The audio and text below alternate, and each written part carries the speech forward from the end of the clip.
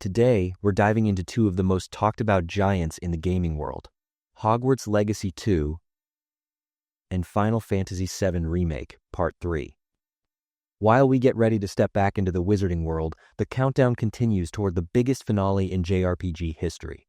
From Hogwarts' magical corridors to the Quidditch arena, from Cloud and Sephiroth's fated showdown to the future of the entire universe, brand new details and major updates are waiting for you in this video. So if you're ready before we begin, don't forget to like the video and subscribe to the channel. Let's get started. Hogwarts Legacy 2 has become one of the biggest sources of excitement for players eager to return to the wizarding world. When the first game launched, it broke sales records and pulled in millions of players with its incredible atmosphere and rich universe. But like any big release, it had its shortcomings, and now fans are eager to see how the sequel plans to improve on them. New leaks, Warner Brothers. Statements and media reports confirm that not only is the sequel real, but it's actively in development and is considered a priority project for the studio. The biggest question surrounding the sequel is definitely its release date. Since the first game took around 5 years to develop, many expect a similar timeline. But there's another major factor. Warner Brothers is currently producing a Harry Potter TV series for HBO. Releasing these two massive projects close together could maximize the brand's impact. Because of this, Hogwarts Legacy 2 is expected to target around 2027. So yes, we're going to be waiting a while, but the wait might be worth it. Another interesting detail about the sequel is its platform plan.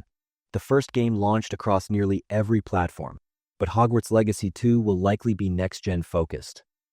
PS5, Xbox Series X, S, and PC are basically guaranteed. On top of that, there are talks of an optimized version for the rumored Nintendo Switch 2. But PS4 and Xbox One will most likely be left behind, and if new consoles are announced by then, Hogwarts Legacy 2 may even launch there as well. One of the most talked about additions coming to Hogwarts Legacy 2 is new gameplay systems. The most criticized omission from the first game, Quidditch, will reportedly finally be fully implemented. And not just as a mini-game, we're talking leagues, teams, tournaments, and even online matches. On top of that, the magic system is expected to go deeper. New offensive and defensive spells, environmental spell interactions, creature command skills, and spell combos could all make gameplay much richer. It's clear that Hogwarts Legacy 2 is gearing up to deliver a much more complete gameplay experience than the first game. It's not just gameplay, the RPG mechanics are supposedly getting a major upgrade too. Friendship and character interaction were pretty limited in the first game, but in the sequel, relationships are expected to be more personal, deep, and long-term. There are even rumors of rivalries and romantic options. Plus, each Hogwarts house may get its own quest lines, stories, and outcomes. This would massively boost replay value. Imagine finishing your first run as a Hufflepuff, then starting again as a Slytherin, only to find a totally different adventure. That alone would make the experience way more special. World expansion is another huge topic. While Hogwarts, Hogsmeade, and the surrounding areas were great in the first game, the sequel is rumored to go way beyond. Diagon Alley, the Ministry of Magic, and even other wizarding schools might be included. These areas wouldn't just provide visual variety, new quest lines, unique characters, and fresh magical systems could turn the game world into a truly massive universe you can get lost in. Another standout feature said to be coming with Hogwarts Legacy 2 is a season system that makes the world more dynamic. From snowy winter nights at Hogwarts to Sakura-like spring Sanary, each season could bring different events, quests, and encounters. For example, a winter Yule Ball could enhance social interaction, while summer Quidditch tournaments might deliver competitive fun. This would make players feel connected not just to the story, but to the yearly cycle itself. Another major rumored addition is a full profession system. Instead of just being a student, players might be able to specialize in different magical careers, like Auror, Cursebreaker, or Wandmaker. That means players won't just graduate from Hogwarts. They'll be able to build full lives within the wizarding world. Each profession could have unique quest lines, skill trees, and progression paths, turning Hogwarts Legacy 2 into a complete wizarding RPG, not just a school story. Online features might also see a massive evolution. The first game was entirely single-player, but for Hogwarts Legacy 2, co-op and competitive modes are heavily rumored. exploring corridors with friends, completing quests together, playing team-based Quidditch, or dueling other players could bring a whole new social dimension to the wizarding world. The key is that these online modes shouldn't overshadow the single-player story. That's why the most likely approach is a strong single-player experience with optional online systems. Of course, all this comes with expectations for major story changes. The first game leaned heavily on the chosen hero saves the world theme, which many players felt was overused. In the sequel, a more grounded, character-focused approach is expected, centered on student life. Attending classes, bonding with friends, sneaking off on secret adventures, and shaping the story through your choices. You can see clear inspiration from games like Persona and Bully. If this vision comes to life, Hogwarts Legacy 2 could deliver not just magic, but a deeply personal and unforgettable journey. Alright, now let's move on to Final Fantasy VII Remake Part 3, easily one of the biggest topics in the JRPG world right now. Designed as the final chapter of the trilogy, this game is shaping up to deliver a massive conclusion both technically and narratively. Even though there were some rumors about the series' future after Rebirth, director Naoki Hamaguchi shut them down and confirmed that development is moving full speed ahead. At MCM London Comic-Con, he even said that once the panel was over, he'd head straight back to his hotel to review game scenes, which just shows how deeply committed he is to the project. One of the most interesting development details is that Part 3 is being built with PC as its core platform. The primary version is being developed on Windows and then ported to other systems.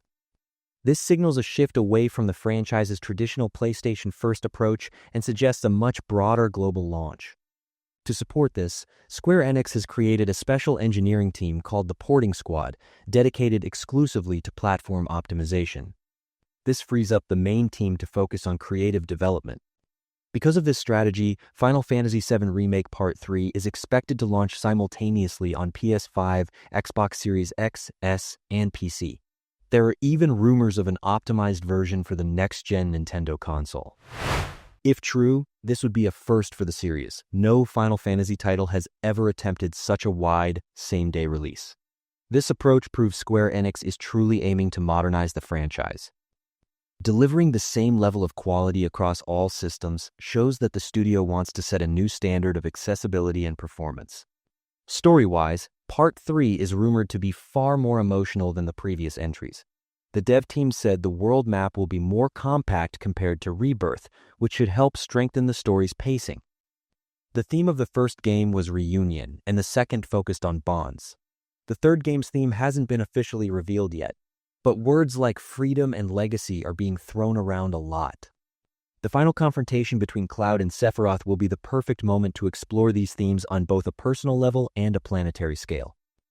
Hamaguchi also said that Part 3 is inspired by story-driven games like The Witcher and Fable. This hints at a heavier emphasis on player choice. Ethical decisions could influence the direction of character development and possibly the story itself. If handled well, this could bring a level of narrative depth never before seen in the Final Fantasy universe. A more cinematic atmosphere inspired by Ghost of Tsushima is also expected, meaning Part 3 will likely push the series' visual storytelling to new heights. On a technical level, Part 3 will be a big step forward compared to its predecessors. While the series is still running on Unreal Engine, this time the team is using AI-assisted animation tools to enhance emotional expression in cutscenes. However, Hamaguchi emphasized that the creative process will remain purely human. AI can help us, but we have to be the ones creating. We must be better than AI, he said, showing that the team sees this game as a passion project, not just a technical product. In other words, Part 3 aims to deliver both emotional richness and technical craftsmanship. Even though the game's playtime may be shorter than Rebirth, this isn't necessarily a bad thing. The dev team is targeting a more compact world with a tighter narrative rhythm, so players won't be bogged down by unnecessary side content. Instead, the focus will be on the main story. For fans who love the original's nostalgic spirit, this could be a big win. The game is expected to deliver more meaningful scenes, bigger emotional hits, and more cinematic encounters throughout the journey. Square Enix's long-term strategy for this universe is also becoming clearer. Even after Part 3, the world of FF7 isn't expected to end, it may actually expand. Spin-off projects centered around characters like Yuffie, Nanaki, and Barret are reportedly being discussed. Additional DLC ideas are also on the table. This signals that Square Enix may be aiming to turn the FF7 universe into a long-term sub-brand similar to Star Wars or Marvel. So even though Part 3 is the grand finale, it could also open the door to new adventures. When it comes to release timing, the studio is being careful. While nothing is official yet, the current target is 2027. Development is reportedly in a very advanced stage, and the game is already in a playable state. This raises the possibility that we could get our first trailer around mid-2026. If that happens, the game might roll into a global marketing campaign leading up to launch. From an industry standpoint, this would make a ton of sense for managing hype. In the end, Final Fantasy VII Remake Part 3 isn't just another sequel, it's the climax of a legend that's been building since 1997. With its blend of nostalgia and fresh ideas, it's expected to make a massive mark on JRPG history. The final showdown between Cloud and Sephiroth, themes of alternate fate, multiple timelines, and heavy emotional storytelling all point towards something huge. With this trilogy, Square Enix isn't just honoring the past, they're presenting a bold vision for the future of video game storytelling. Alright friends, that wraps up everything we know so far about Hogwarts Legacy 2 and Final Fantasy VII Remake Part 3. Both games are expanding their worlds, deepening their stories, and aiming to deliver totally fresh experiences. As new updates, trailers, and leaks drop, we'll be covering them all right here. Don't forget to like the video, subscribe, and turn on notifications. Thanks for watching. See you in the next one.